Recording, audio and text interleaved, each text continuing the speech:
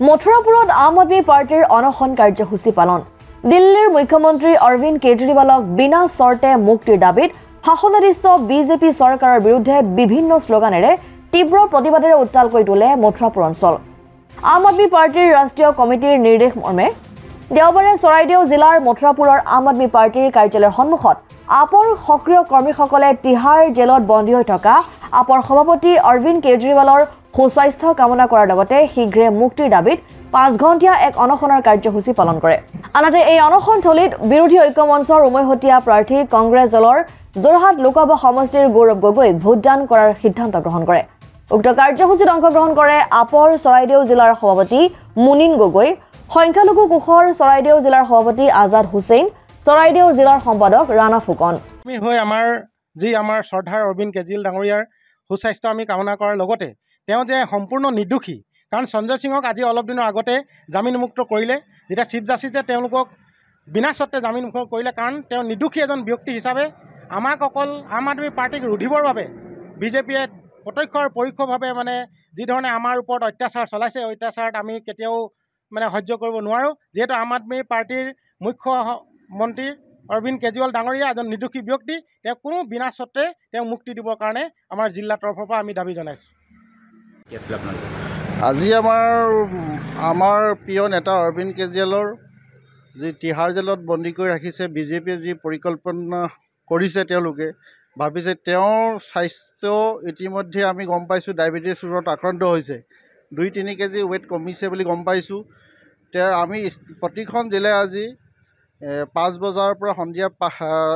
দিনৰ 11টা বজাৰ পৰা সন্ধিয়া 5 বজালৈকে এটা অনশন কাৰ্যসূচী ৰখা হৈছে তেখেতৰ স্বাস্থ্য যাতে অলপ উন্নত হয় আৰু স্বতঃস্ফূৰ্তভাৱে আজি আমাৰ ইয়াত আহি পিনি যথেষ্ট মানুহ সমাগম হৈছে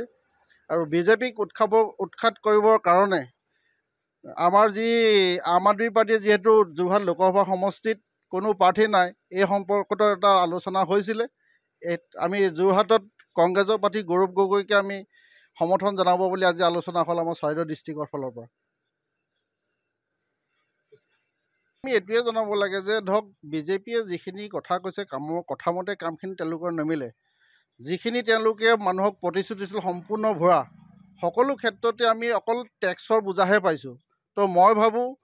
অসমবাসী ৰাইজে যে এইবাৰ বিজেপি চৰকাৰক ভাল এটা শিক্ষা দিব লাগে ৰাইজে গণতন্ত্ৰ ৰাইজে ৰজা আৰু ৰাইজে এবাৰ বিজেপিক যথেষ্ট প্ৰত্যুত্তৰ দিব বুলি আমি বিশ্বাস কৰোঁ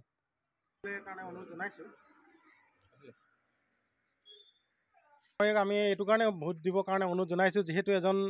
খুব ৰুদ্ৰ কণ্ঠৰ এজন ব্যক্তি হয় যিজন ব্যক্তিয়ে 543খন আসনৰ মাজত অসমৰ হৈ প্ৰতিনিধিত্ব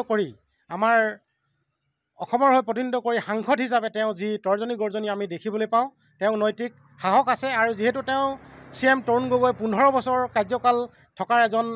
একমাত্ৰ পুত্ৰ গৌৰৱ গগৈ ডাঙৰীয়া তেখেতৰ নামত আজিলৈকে আমি এখন কোনো বাগান নেপালোঁ এটা কোনো কোম্পানী আমি নেপালোঁ তেওঁ সঁচাকৈ আমাক ৰাইজৰ স্বাৰ্থৰ কাৰণে যে তেওঁ কাম কৰিব আহিছে এইটো আমি অপ্ৰিয় হ'লেও চিৰসত্য কথা আৰু আমি তেনেকুৱা CM আমি দেখিছোঁ CMৰ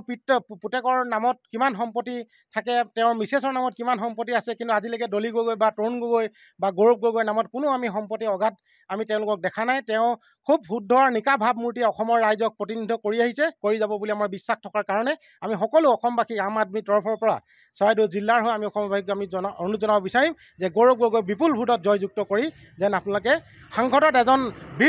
বীৰ হিচাপে আমাৰ অসমীয়াক চিনাকি দিবৰ কাৰণে অনুৰোধ জনাইছোঁ